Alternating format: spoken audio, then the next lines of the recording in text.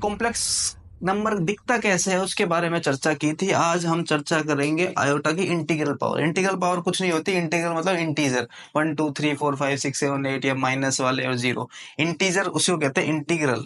और फिर पावर यानी पावर में वो नंबर लिखा जाता है आयोटा के।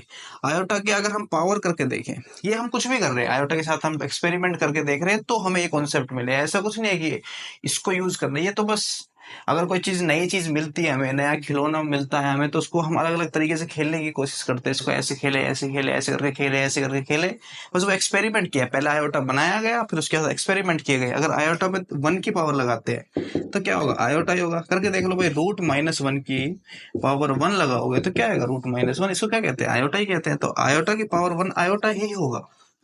ऐसे ही आयोटा की पावर 2 यानी क्या होगा, आयोटा इंटू आयोटा। इसका मतलब क्या हुआ, -1 इंटू रूट -1। तो रूट और रूट जब आते हैं तो वही नंबर बन जाता है, यानी इसका रूट -1 का स्क्वायर, जो कि क्या हो गया, -1। तो आयोटा स्क्वायर किसके इक्वल हो गया, आयोटा स्क्वायर आपका इक्वल हो गया -1 के। ठीक है। ऐसे ही आयोटा क्यूब के बारे में अगर हम बात करें तो क्या होगा, आयोटा स्क्वायर इंटू आयोटा। अगर हम आयोटा क्यूब के बारे में बात करते हैं, मान लो आयोटा क्यूब, तो क्या होगा वो, आयोटा स्क्वायर डॉट आयोटा। तो आयोटा क्या होता है, आयोटा, और आयोटा स्क्वायर क्या होता है, -1। तो इसका मतलब क्या आ गया, ये माइनस आयोटा। तो आयोटा क्यूब क्या होता है, माइनस आयोटा। ऐसी आयोटा 4 की बात करें तो क्या होगा, iota square dot iota square. Iota square क्या होता है, -1, ये -1, तो क्या आ गया 1। तो आयोटा 4 क्या आ गया, 1। इसके बाद आयोटा 5 अगर आप करते हैं, आयोटा 5 अगर हम करेंगे तो कुछ नहीं है, वो आयोटा 4 इंटू आयोटा 1 यही होगा। तो आयोटा 4 क्या होता है, 1। आयोटा 1 क्या होता है, आयोटा। तो वापिस आयोटा आ गया, यानी 1 की पावर आयोटा और आयोटा 5 की पावर आयोटा। मतलब 4 तक, 4 तक ये चेंज होगा। पहले पे आयोटा आएगा, दूसरे पे -1 आएगा, तीसरे पे ये माइनस आयोटा आएगा, चौथे पे 1 ही आ जाएगा। उसके बाद रिपीट होगा, आयोटा -1 आयोटा 1, ये रिपीट होता जाएगा। इसका मतलब ये 4 की पावर में चलेगा बस।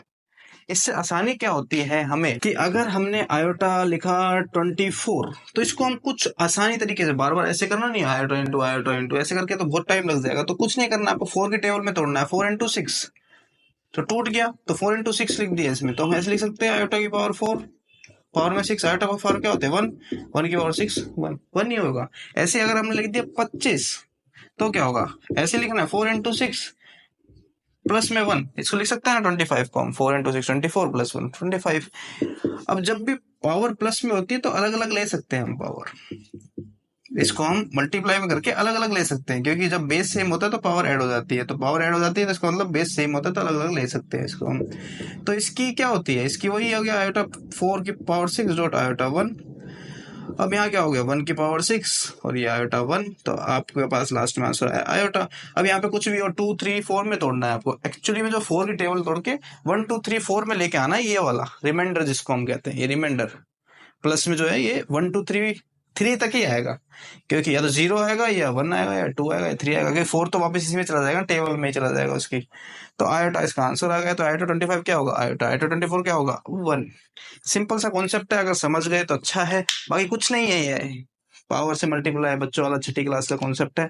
इसके बाद का हम आगे पढ़ेंगे।